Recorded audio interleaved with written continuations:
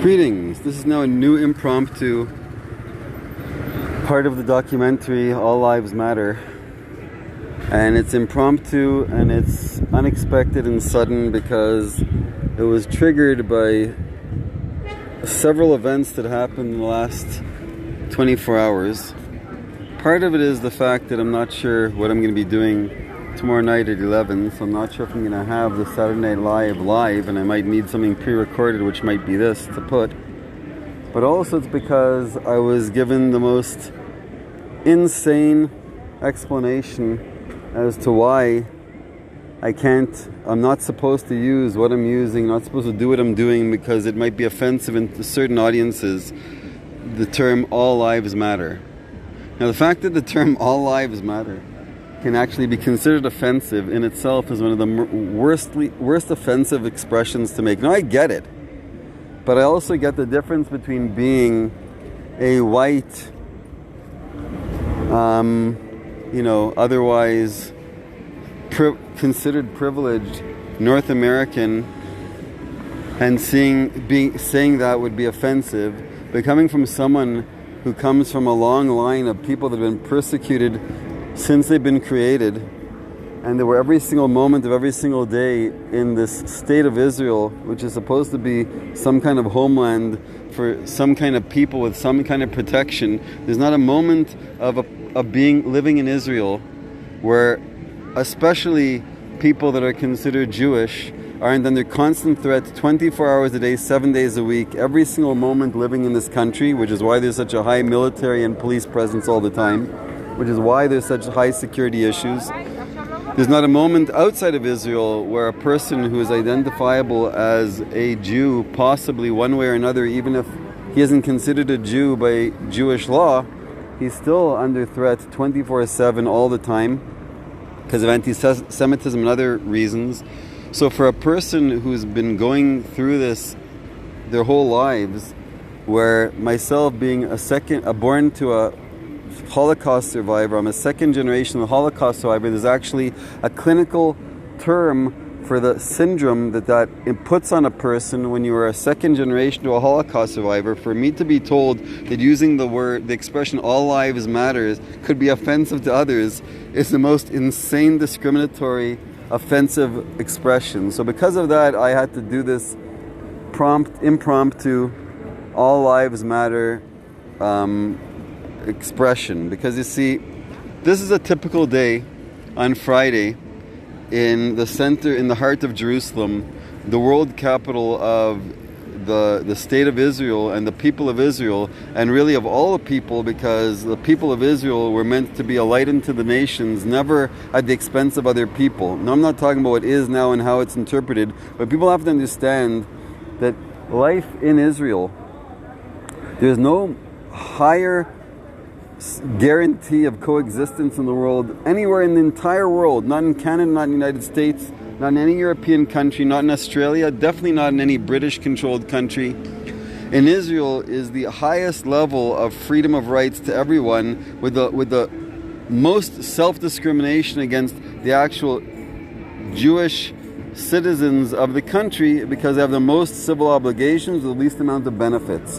They have to come here to understand that. But if you look around as I'm panning this video, there's first of all an organized chaos that is what Jerusalem is and what the state of Israel is. So you have military police over there, horseback, because they're easier to blend and control within pedestrian populations. You have this interesting pedestrian mall, which, as much as it's pedestrian, there's more traffic on it between police, emergency vehicles, and public transportation. And then, of course, all sorts of unregulated electric vehicles, which is a pandemonium. And you add to that then certain other licensed vehicles that kind of take advantage of the almost chaotic lawlessness, that in this what seems to be lawlessness, there's an incredible amount of synergy and harmony. And that's the beauty. You don't see it at face value because it looks like chaos. But you see right here, you have a green police car, which is a military police, and you have a blue police car, which is civilian police, because everything here kind of blends. It's a very blurred line between civilian, military, police, and it's scary on one hand until you live with it, when you realize that there's seemingly Orthodox, seemingly secular. Some people that are obviously Jewish and other people that are obviously aren't. Now what does that mean? Well, you have to know.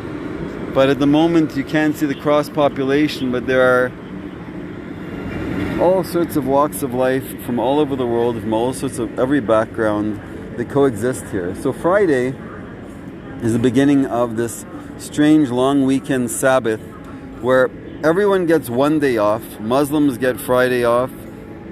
People who identify as Jews get Saturday off. And most people, Christians or otherwise, have some kind of a partial day off on Sunday, as it's not a complete banking day. So there's a kind of a 3-day weekend, but most people get one day off, and it starts today. So as I was saying, in this pedestrian mall, you have people with their electric vehicles, which are not moderated and regulated, although they should be. You have people crossing the street in every direction. You have horseback police. And if you stick around and watch, you can see a full cross-section of people. Nowhere in the world does coexistence exist more than in Israel, and specifically in Jerusalem. Now, this isn't the best cross sample of people, but it's good enough if you spend the time and look. And if I were to zoom on everyone, which I don't really have the right to do because I didn't get consent, but from a distance to see the mixture of people.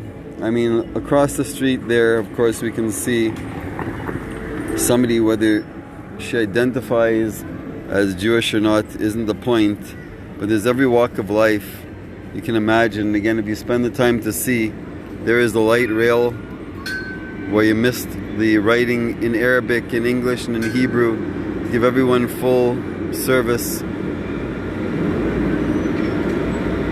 And it's a very unique place to live. So we say all lives matter because unless a person looks at it that way, everything becomes a point system, a priority system, and in the end, it's not the fact that no lives matter, but once you can rank which lives matter, then in the end, really no lives matter, because once you can put a price or a priority on life, then there's no end. So we believe that all lives matter because there is a way to function in peace and harmony between humans and animals and all living things if it's done right with the expectation that all lives matter. Now, of course, there will always be some kind of a prioritization in the hierarchy because of life until we get to that perfect harmony. But it's only because we're living in chaos and imperfection. So I'm sorry if I offend anyone when I say all lives matter, but that's because I mean it.